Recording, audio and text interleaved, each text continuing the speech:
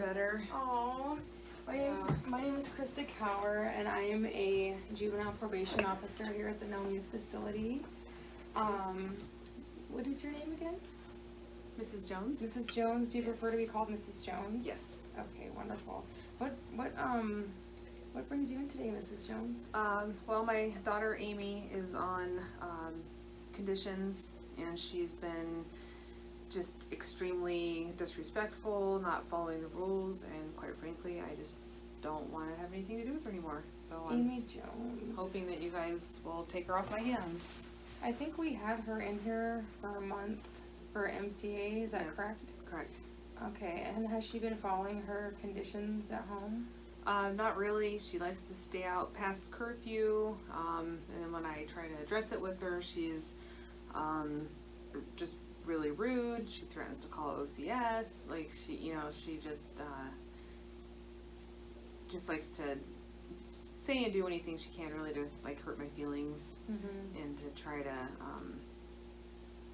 show that I guess she's in control of the situation. I guess I don't know what exactly is going on with her. Has she been going to school? Sometimes. I mean, I guess more days than not, but I have to leave for school for work before she goes to school, so sometimes I'll come home at night or at lunch and she'll have not gone into school. Okay. So, she's been doing that for about 2 weeks now, and is she home after curfew? usually, more often than not, she's home after curfew instead of before. Okay. Well, I show on my records that she's been coming in and taking her UAs as scheduled. Do you know of her breaking any other rules or any? I mean, nothing that I can prove. Okay. Yeah. I don't know if she's still drinking. I guess I kind of assume that she is, if she's, staying out late. And, the problem is I'm a single parent and I'm the only one, I'm working and trying to support the family, so I have to go to bed, and then I have to get up for work, and I've kind of gotten to the point where I can't let her behavior affect my job. Right. And I feel like I've definitely lost control of the situation, and I've had it, and I don't know what's in. Okay. Yeah. Does she have any positive influences in the home, or any positive friends or groups that she's a part of? Well, for the most part, it's just me and her. Her dad hasn't really had much to do with her, and he doesn't live in the state. I have brothers that try, but they're all busy and they have families of their own, and she's just so headstrong. She doesn't really listen to them anyway. They try to talk to her, and she just kind of rolls her eyes and just thinks that we're all being ridiculous. Well, is there something in particular that is bringing you here today to talk with me? Well, I'm hoping that maybe some more time at the youth facility will maybe get her back on track for something. I don't know. I'm concerned that with her being out drinking after hours, if that's what she's doing, again, I can't prove anything, but I just the crowd that she's hanging out with, and if she's out drinking, I'm afraid that she's going to end up sexually assaulted, or pregnant. She's going to make the issue even worse, and I feel like, if she went back into the youth facility, then there'd be some control and structure in her life that I just can't provide. Yeah, understandable. Those are all natural concerns that any parent would have. Unfortunately, we can't just accept Amy back into the program just for assumptions that she may be doing something. So one small goal that we can kind of work towards, if you notice any minor behaviors, sneaking out, bad grades at school, perhaps maybe smelling alcohol in her breath, you can give us a call and report it, and that will definitely be documented. Okay. Ultimately, it will be up to the judge to determine whether or not she will be back in the youth facility. So should I get like her tardy and absence report from the school? Is that something that would help? Okay. Absolutely. Yeah, Yeah. I'll do that then so I can, you know, cause some days when she's not home and I get home for lunch or, you know, I don't even know if she's at school or not. And sometimes the school calls and lets me know and sometimes they don't. Okay. I don't know if it's just whoever's working that day or, you know, it's not always consistent. Maybe she's there and I don't realize it. Yeah, I don't know.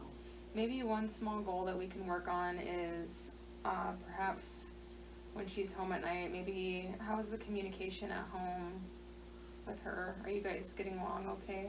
I mean, when she is home, I can't say it's really, I don't know, it's kind of hard to describe. Like, she just doesn't really want to talk to me. I mean, we don't really, there's not like a lot of yelling or anything like that. It's just mostly disregarding anything that I say, you know, rolling her eyes and, you know, just stuff like that. So it hasn't turned into like shouting matches or anything physical or anything like that, but it's just clear disregard for anything that I have to say. Okay. Well, maybe a couple small goals that we can work on is maybe try to attempt to have some light conversation and some positive interactions with your daughter when she's coming home after school. Just checking in to make sure she's completing her homework. Like I said, we can't just admit her for blatant disrespect and stuff like that until maybe she's either committed a crime or broke her conditions in a more serious way. Okay. So I think for now, just call me and keep me informed if this behavior continues or worsens. Okay. And until she breaks her conditions, there's not really a whole lot that we can do. But for now, just keep me informed, and we'll continue to document that behavior. So. Okay, and I'll get you that attendance list Okay. also. Yeah, I'll get a hold of the school tomorrow and get that to you. Okay, that sounds great. Okay, well, thank you for listening. At least it kind of gives me a little bit of a direction on what to do next. So. Yeah, for sure. All right. That's understandable. Well, thank you for coming in. All right, thank you. All right, take care. Woo! Okay. So the first interviewing technique that I thought I did well was that I used discovery-oriented questions. I asked the client, what brings you here today? What exactly is it that's bringing you here today? Just trying to get down to why it is she was there and what was bringing her in. I also attempted to ask closed or ended questions.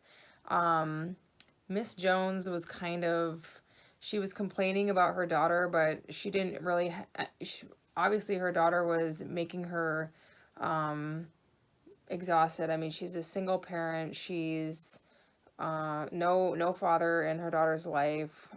She had a lot of assumptions about what her daughter was doing wrong, but she didn't really provide any factual information. So I couldn't really get any from her in order to gain some kind of insight on her daughter's behavior. Everything was very it was all assumptions. Nothing. It was making statements like nothing I can prove. I'm just assuming. So I tried to ask closed-ended or open-ended questions in that regard. Another successful interviewing technique that I thought I used was my attempt to follow response. I was trying to give feedback to the client that I did understand her message. I felt her frustration, and I was understanding that any parent would naturally be frustrated with their daughter, but unfortunately that there was nothing we could do. However,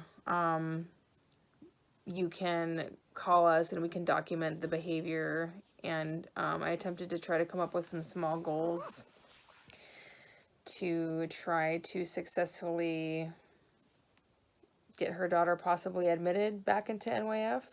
So yeah. Well, where could I have made improvements? I could have made improvements on a lot of areas in this interview. I introduced myself. I couldn't remember my client's name. I know her real name, but I couldn't remember the name that we that I had given to her. I told her my job title, but I did not tell her or articulate my role or my purpose of my job or my responsibilities. I didn't mention that our meeting was going to be confidential. I didn't mention that I was a mandated reporter. There was just a lot of stuff in the beginning that I could have done a lot better in my introduction. And I probably could have dug a little deeper into her and who she is and where she works and what her more of her situation. Something else that I could have, that I need to improve on, is saying the word when I get flustered or nervous. I tend to say a lot, and I was catching myself quickly scrambling, trying to think of something to say to my client. Yeah, it was terrible. Okay.